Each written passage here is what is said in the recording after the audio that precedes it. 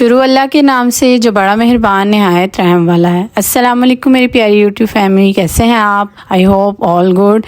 मेरी दुआ है आप जहाँ भी रहें हैप्पी रहें, खुश रहें और हमेशा अच्छे हेल्दी खाने खाते रहें। आज भी एक बेहतरीन सी रेसिपी के साथ आपकी खिदमत में हाजिर हूँ, तो मेरे साथ रहिएगा। मैं हूँ आपकी दोस्त Rashida Umar and you are watching low flame. अगर मेरे चैनल पर नए हैं तो फ़ौरन से मेरे चैनल को सब्सक्राइब कर लें, शुक्रिया। और बेल आइकन को प्रेस करना मत भूलिएगा ताकि मेरी वीडियो जल्द से जल्द आप तक पहुँच जाए।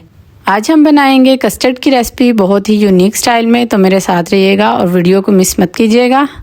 जी हाँ, सबसे पहले हमने यहाँ पे गरम दूध ले लिया है जिसके अंदर तकरीबन 3 टेबलस्पून के करीब हम कस्टर्ड पाउडर डाल लेंगे। यहाँ पे मैंने बनाना फ्लेवर में लिया है, आप कोई सा भी फ्लेवर ले सकते हैं जो आपको पसंद हो। जी हाँ, यहाँ हम कस्टर्ड को अच्छी तरह से मिक्स कर लेंगे और साइड पे रख देंगे। यहाँ दूसरी तरफ मैंने चूल्हे पर दूध चढ़ा दिया था। दूध तकरीबन हमने 1 लीटर लिया है।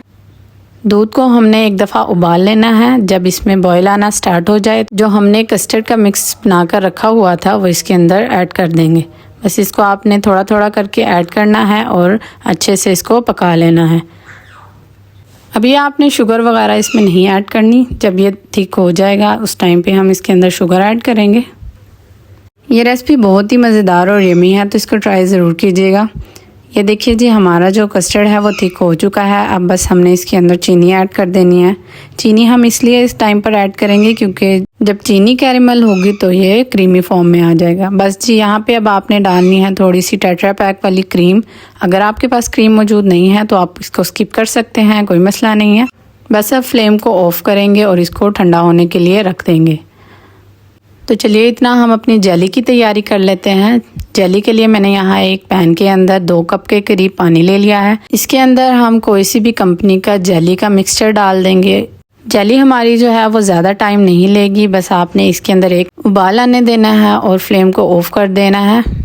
जी हाँ, ये देखिए यहाँ पे जो जेली है वो पकना शुरू हो गई है। बस आपने फ्लेम को ऑफ करना है और इसको ठंडा होने के लिए रख देना है। इसको हमने रूम टेम्परेचर पर लाना है। बस इतना हम अपनी डिश को सेट कर लेते हैं। यहाँ पे मैंने एक गहरी सी डिश ले ली है। जी हाँ, अब इसके अंदर हम डालेंगे फ्रूट केक। फ्रूट केक को ये देखिए आपने इस तरह से तोड़ लेना है और पूरी डिश के अंदर फैला लेना है।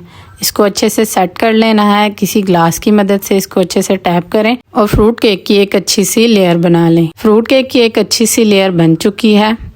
अगर आपको मेरी रेसिपी स्टेज पर पसंद आ रही हो तो रेसिपी को लाइक ज़रूर कर दीजिएगा और लो फ्लेम को सब्सक्राइब कर लीजिएगा और कमेंट सेक्शन में अपनी राय का इजहार ज़रूर कीजिएगा कि आपको ये रेसिपी कैसी लगी। बस जी, अब इसके ऊपर हमने डालना है कस्टर्ड और इसको चारों तरफ फैला लेना है। ये देखिए, इस तरह से आपने स्पैचुला की मदद से चारों ओर कस्टर्ड को सेट कर लेना है। बस ऊपर से हम जेली का मिक्स डालेंगे। ये देखिए, स्पैचुला की मदद से ही डालिएगा वरना ये नीचे तह में चला जाएगा। बस अब हमने इसको ठंडा होने के लिए रख देना है।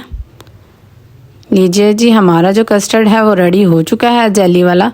बहुत ही बेहतरीन और यमी बना था, तो इस रेसिपी को ज़रूर ट्राई कीजिएगा और ईद पर अपने मेहमानों को भी खिलाइएगा। इंशाअल्लाह ताला सबको बहुत पसंद आएगी ये यूनिक सी रेसिपी, तो ट्राई ज़रूर कीजिएगा और मुझे दुआओं में याद रखिएगा। अब मुझे दीजिए इजाज़त, इंशाअल्लाह ताला नेक्स्ट रेसिपी में मुलाकात होगी। तब तक के अल्लाह हाफिज़ and stay tuned for more recipes.